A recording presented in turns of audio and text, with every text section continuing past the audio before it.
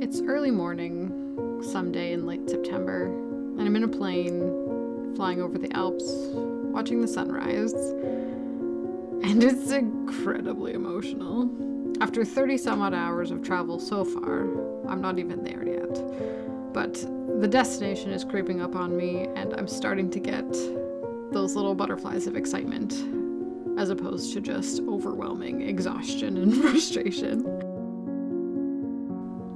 I'm on my way to Greece again for the third time, and I'm really excited. I don't exactly know what spurred this particular adventure, but when you know it's time to get up and go, you just gotta do it. And nothing reassured me more than my first card pull on the plane, and it was Theia, as I flew over the first glimpses of the Mediterranean.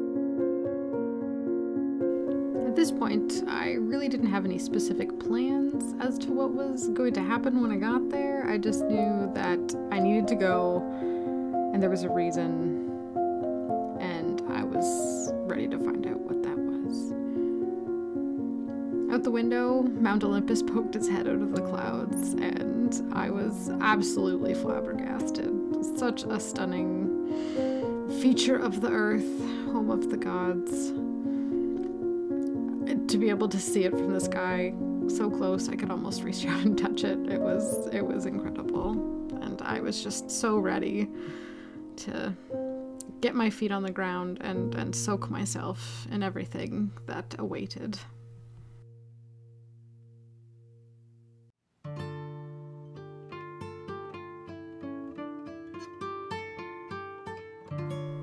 As we pull around to land in the island of Skiathos, which is destination 1 of the trip, I'll tell you a little bit about the travel experience so far. I don't know if I can properly explain how absolutely excited and thrilled and just so full of hope I was to see these little islands poking out of the sea. After many, many hours of air, train, bus travel to get to this point, and there's still another boat ride to go. However, I've made it this far, and I felt possibly also a wee bit delusional from lack of sleep. But just seeing the sea and the sun and the sky and the land all mingling together, and me just kind of floating around in the middle of it, I was just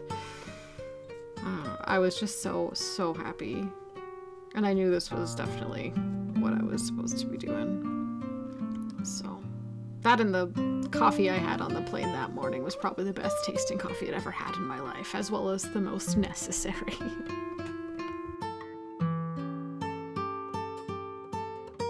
I tried to make a bit of a point to not have any specific expectations about what was going to happen these 3 weeks that I was going to be spending on these little baubles of earth floating in a blue wonderland.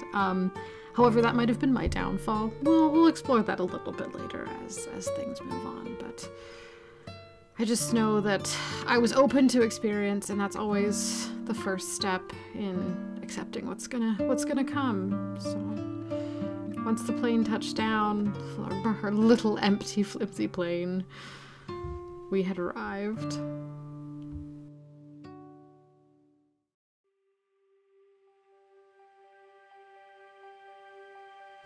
Things really started to move quite quickly once I got my feet on the ground on Skiathos.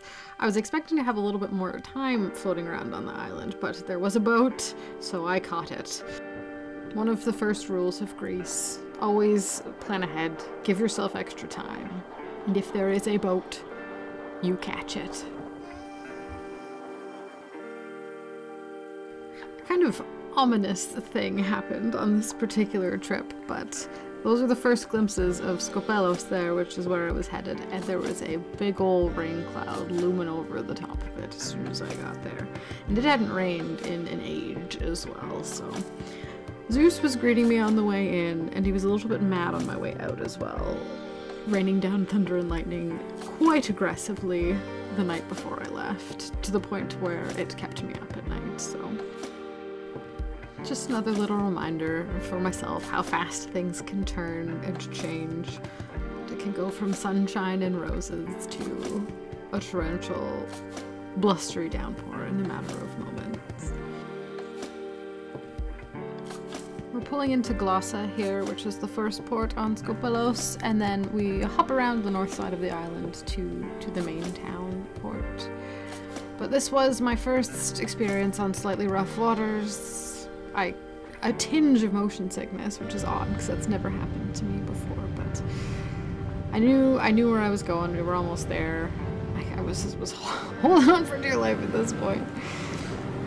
Laden with my heavy backpack, but happy to see the little mountain of white houses up the side as soon as we got around the corner and could see the town. Προσοχή παρακαλώ. Σας πληροφορούμε ότι σε λίγα λεπτά προσεγγίσουμε στο λιμάνι της Σκοπέλου. Παρακαλούμε προσωπικά σας είδη και αποσκευές. Σας ευχαριστούμε θερμά που επιλέξατε την Hellenic Seaways για το ταξίδι σας αυτό και ελπίζουμε να σας έχουμε σύντομα πάλι κοντά μας. Ευχαριστούμε.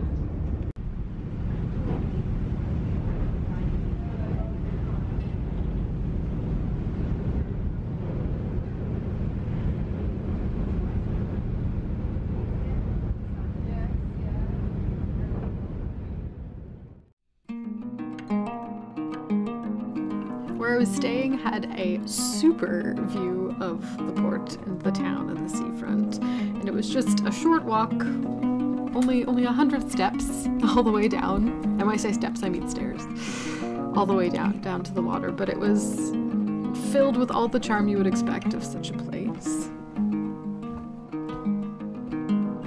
So I took some quick time to reacquaint myself with what was familiar. I also took some time to readjust myself to the things that were new, but all in all, things felt great. I was in it, I was ready, I was happy and raring to go.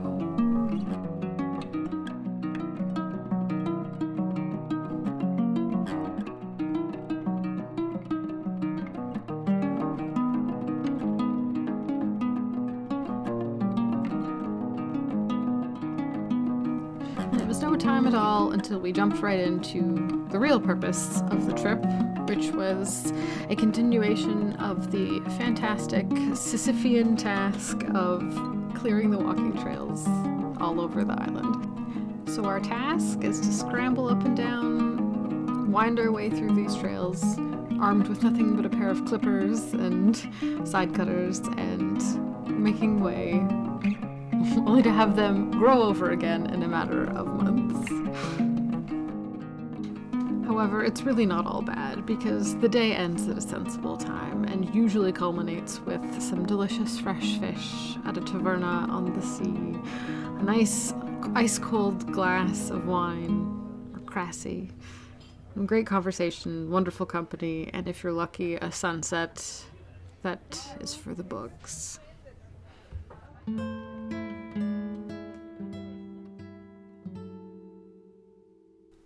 On the off days, we'd usually get together with a group and go for a hike, more casual pace, to really get to see the beauty of the island in its absolute glory.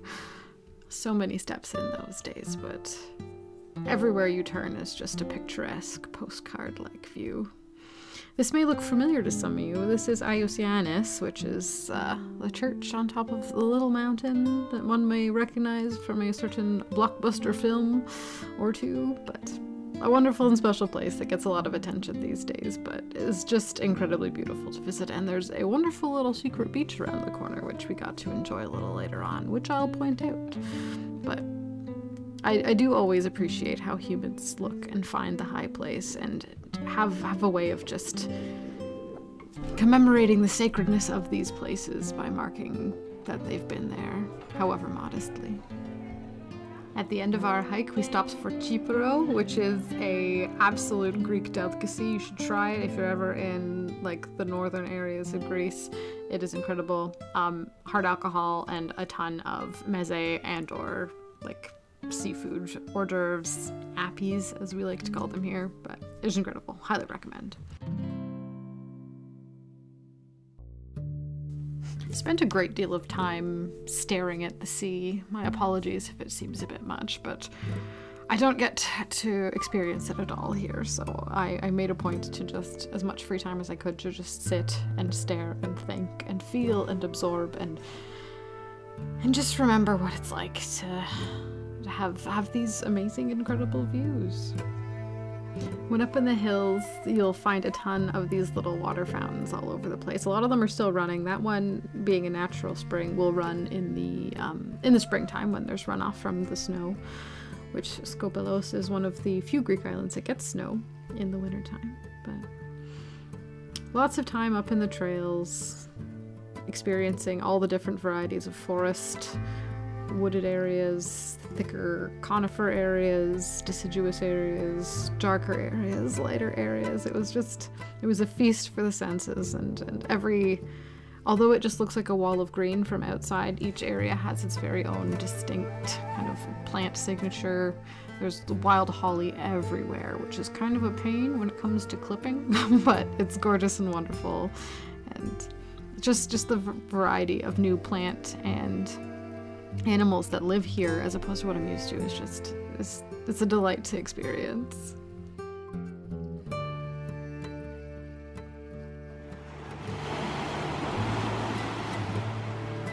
The beaches, of course, are absolutely legendary. I think the island has something like numbered wise in the 20s, but there's probably even more that are just not like official beaches, but there's something else. It was late in the season, so it wasn't very busy, which is how I like it. This particular day was my first experience with a nude beach, so that was fun. Just a whole different mindset when it comes to how they're used as opposed to the beaches here on the little lake that I get to enjoy. It's a lifestyle. It becomes a part of your routine and how you experience your day-to-day life, as opposed to it being something you go visit maybe once or twice a month. You know, it's part of what's real. At each of the beaches I visited, I made a point to let a stone find me, much like I did last time I visited. So I have a little treasure that came home with me from each of them. And these little stolen moments of solitude at a coffee shop were some of the absolute best. Bring my journal, a tarot deck, and just really tuck into a cup of coffee and watch the world go by. It was much needed and very, very important to me those days.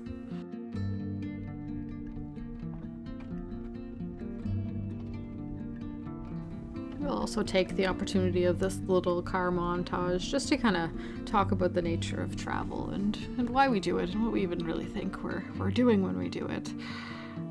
For me, it's always just been kind of a way to introduce me to myself in a different way. Putting yourself in an entirely new environment, surrounding situation, gives you a way to kind of meet parts of yourself that you didn't necessarily know were there. Experience ways that you would react in situations you otherwise wouldn't be put in, and it's always a very deep and kind of powerful exploration of the self. I've traveled a great deal, and it always surprises me. I'm always a bit different afterwards in some way, but really we're all kind of a bit different after any time we do anything. But this is just kind of a larger, more punctuated version of that. And I've always found those moments of punctuation to be the most impactful for me on my particular path. Is it usually out further? Ah. That's all good, there's a spot. Here we've arrived at the little secret beach next to Iocianis.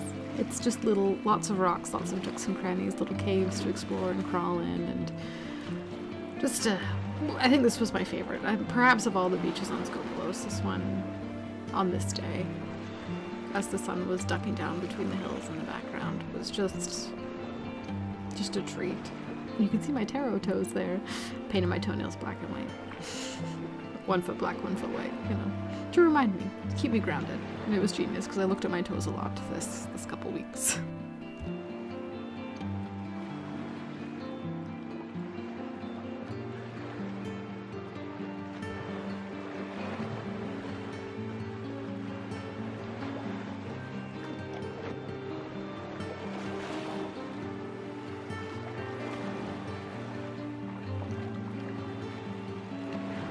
I also spent a great deal of time with this rock. I love that rock. I sat on it for like an hour as that sun, Helios, dipped behind Moria, the mountains, and the waves just crashed up on top of it, just so gently in a way as though it's been, well, it has. It's been going on every moment of every day for hundreds, if not thousands of years. That rock has sat there and let the waves kiss it over and over and over again.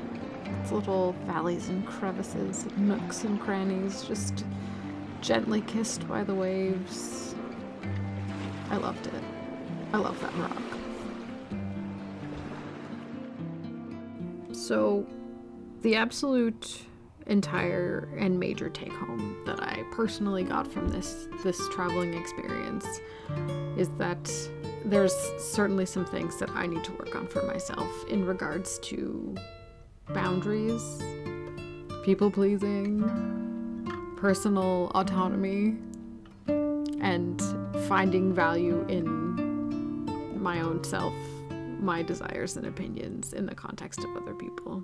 And that was a big realization that hit me in like the worst way.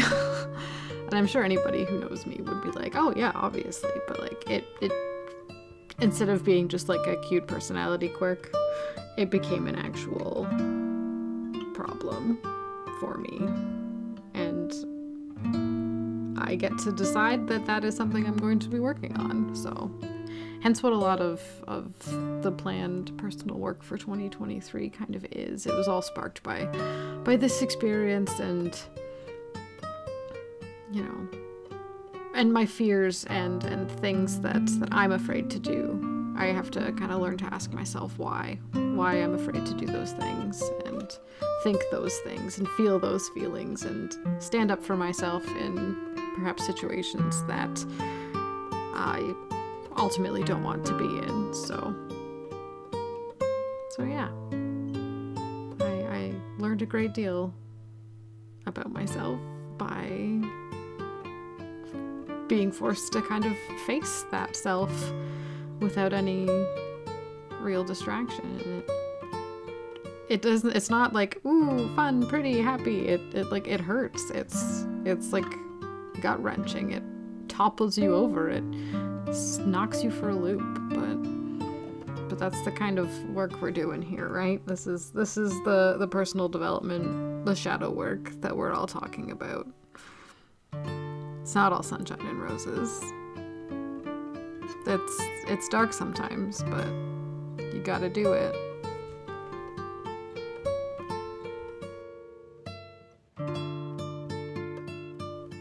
And me taking the time, like right now, charging my little secret bits in the sun. Like these little moments could have been so much more if I had just stood up for myself and what I wanted and my goals and put myself out there in a more active way instead of just folding like a cold souffle out of the oven in all situations. But anyway, enough about me. And maybe a little bit more about this incredible place, which will always be special to me for the impact it's had on my life over multiple occasions and multiple years. It's a treasure. This place is like somewhere else, another planet entirely, another time period entirely. It has magic everywhere, under every stone. Just watch out for scorpions. It's a balm for the soul, even though first it has to perhaps burn you a little bit. But it does have the power to soothe. And I love it for that. So, thank you, Scopolos, for having me once more. But it's time to move on. on to bigger, better, brighter, newer, different things. The next step on that path, the next tier of that spiral as we go round and round. You can't go back. You can never go back. Nothing's ever the same. And you're never the same as you were when you were there in the first place. So why try?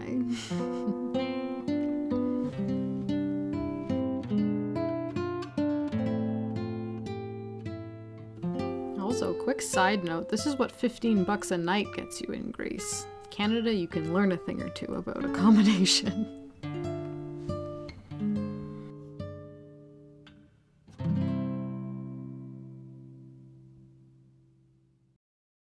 So I'm back on Skiathos with one precious extra day that I've stolen for myself to kind of go about my business as I choose.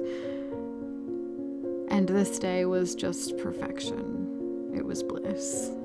I started by journaling and a coffee and I just went for a stroll. I had nowhere to be, nothing to do, no one to please, no one to look after. It was just me and some cats. And Alexandros Papadiamantis.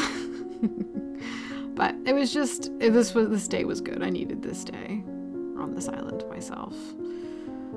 To just reflect, to relax, to ground, to kind of stop my head from spinning as it was. And do some thinking, which I certainly did, but it was a wonderful last day. And at this point, I was absolutely ready to come home again, but grateful for every second of the experience that I did have here. And one of my main goals was I just really wanted to go and have an ice cream by the seafront, which for some reason never happened. So I treated myself this last day.